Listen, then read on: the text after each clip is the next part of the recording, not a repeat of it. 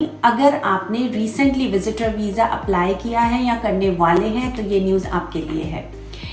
Recently IRCC के internal memo जो कि लीक हो गया बेसिकली, उसमें ये मेंशन किया गया है कि आईआरसीसी विजिटर वीज़ा बैकलॉग को रिड्यूस करने के लिए दो इम्पॉर्टेंट मेजर के लिए प्लान कर रही हैं या कर चुकी हैं। We never know about it, but हम देख रहे हैं कि इसका अफेक्ट आ रहा है, लोगों के पास विजिटर वीज़ा के पॉजिटिव रिस्पॉन्स आ रहे हैं।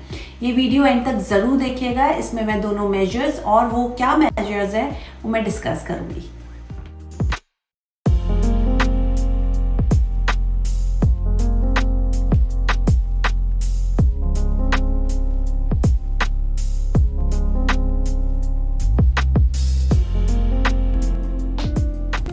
Hello everyone, welcome to Rising Sky Immigration. This is Vanshika Tilwani. I am a regulated Canadian immigration consultant और आज हम डिस्कस कर रहे हैं विजिटर वीज़ा एप्लीकेशन के जो एग्रेसिव मेजर्स लिए जा रहे हैं या लिए गए हैं और जो दिसंबर मंथ में इंटरनली टीम में आईआरसीसी की इंटरनल टीम में डिस्कस हुए हैं।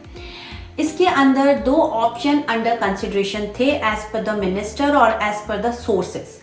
अभी तक ऐसा कोई भी न्यूज़ या ऐसी कोई भी न्यूज़ पब्लिश नहीं हुई है, पब्लिकली अनाउंस नहीं हुई है कि ये मेजर्स इन अफेक्ट हैं, बट ये दो ऐसे मेजर्स हैं जो कि डिस्कस किए गए हैं इंटरनली और सम सोर्सेज के थ्रू ये बाहर आ गए हैं। सबसे पहला मेजर्स जो शॉन फ्रेजर ने डिस्कस किया है वो ये है कि 195,000 एप्लीकेशंस जो है वो बल्क में प्रोसेस होंगी।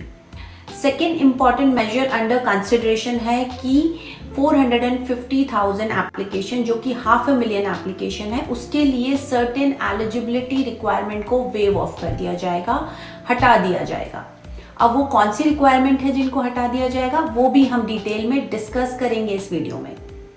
सबसे पहले हम डिस्कस करेंगे कि मोस्ट कॉमन और जेनरिक रिफ्यूजल रीज़न क्या होता है एक विजिटर वीज़ा एप्लीकेशन का, जो हमें मोस्ट कॉमन हर एप्लीकेंट के पास देखने को मिल जाता है जब भी उसके पास रिफ्यूजल आता है। I am not satisfied that you will leave Canada by the end of the stay as stipulated in subsection 179B of the IRP act, immigration refugee and protection act के अकॉर्डिंग। वीज़ा ऑफिसर जब भी किसी candidate और applicant से convince नहीं होता, चाहे वो विजिट पर्पस, चाहे उसका विजिटर जो विजिट का पर्पस है उससे सेटिस्फाइड नहीं है या उसके फंड से सेटिस्फाइड नहीं है, या फिर कैंडिडेट के कनाडा में टाइज ज़्यादा है as compared to home country, employment matter करता है कैंडिडेट का, ऐसा कोई भी रीज़न है जिससे वीज़ा ऑफिसर कन्विंस नहीं है तो वो एक ये जेनरिक रिफ्यूज़ल ज़रूर प्रोवाइड करता है जो हमें मोस्ट कॉमनली सारी रिजेक्शन एप्लीकेशन में देखने को मिलता है। ग्लोब एंड मेल सोर्सेज के according IRCC authorities will not analyse if the candidate has the sufficient funds. इसका मतलब ये है कि कैंडिडेट के पास सफिशिएंट फंड्स अगर नहीं है तो वो एनालाइज नहीं होगा as a requirement. Second option उन्होंने दिया है कि at the end of the stipulated period of time candidate की जो एनालाइज करते हैं कि वो वापस वीज़ा ख़त्म होने के बाद अपनी होम कंट्री जाएगा, वो रिक्वायरमेंट भी वेव ऑफ कर दी जाएगी। बट अभी तक ये कोई अनाउंसमेंट नहीं हुआ है, लेकिन as per the Globe and Mail IRCC ने सेकेंड ऑप्शन चूज़ किया है जिसके अंदर कैंडिडेट को जो रिक्वायरमेंट होती है कि उसको शो करना है कि at the end of the stipulated period वो अपनी कंट्री रिटर्न करेगा, वो उसको नहीं शो करना है या वो उसको एनालाइज नहीं करेगी as one of the requirement. तो ये विद इन फ्यू वीक्स में हो सकता है हमें न्यूज़ में मिल जाए। इंटरनल सोर्सेज ने जो अभी डिस्कस किया है अगर वो इम्प्लीमेंट हो जाता है टेम्पररी बेसिस पे और इन विजिटर वीज़ा के जो बैकलॉग्स हैं उनको कवर अप करने के लिए, तो हो सकता है कि ये जो न्यूज़ है ये प्रॉपरली गवर्नमेंट ऑफ कनाडा की वेबसाइट पे भी अनाउंस हो जाए। बट वी नेवर नो, हमें नहीं पता है ये कितने दिन चलेगा, ये इंटरनली ही रहेगा कि ऑफिशियली अनाउंस भी करेंगे कि नहीं करेंगे। सेकेंड इम्पॉर्टेंट है कि अगर हम ये मेजर्स लिए जाते हैं तो कैंडिडेट को कैसे बेनिफिट है। हम बेनिफिट्स का डिस्कशन करेंगे या एडवांटेजेस कह सकते हैं, प्लस हम डिसएडवांटेजेस का भी डिस्कशन करेंगे।